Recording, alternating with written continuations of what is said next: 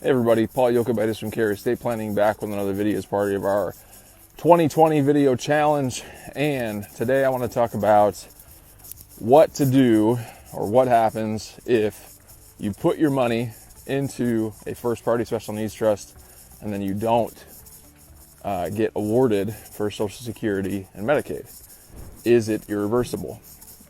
Is there anything you can do? And the answer is yes, there is something you can do. At least if the first party special needs trust is set up appropriately, then it usually will include what we call a poison pill provision.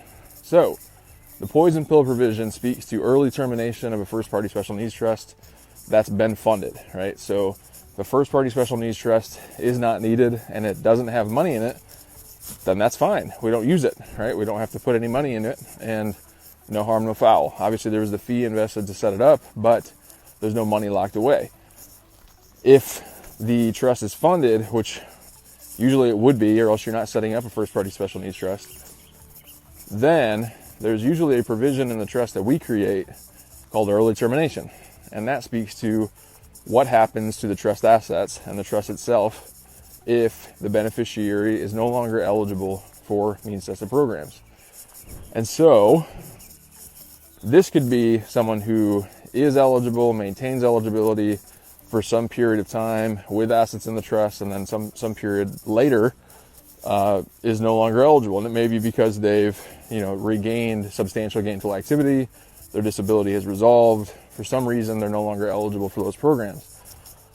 So first and foremost, the trust has to reimburse Social Security and Medicaid according to federal and state regulations. So that's something that, those sorts of funds would come off the top.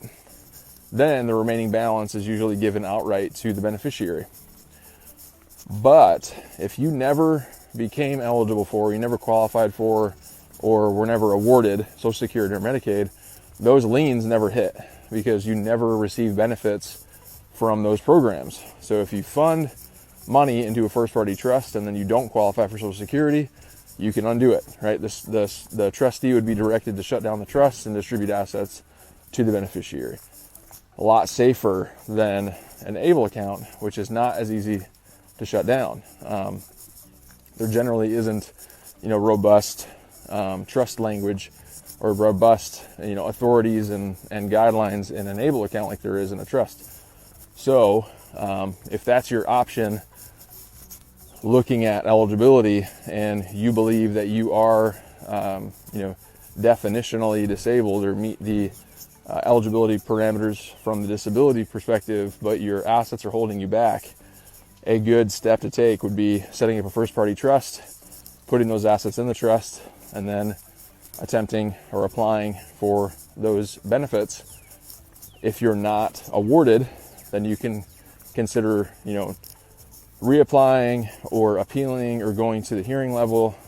But if you're ultimately not awarded, then the trust can be undone. A little safe, or better safe than sorry.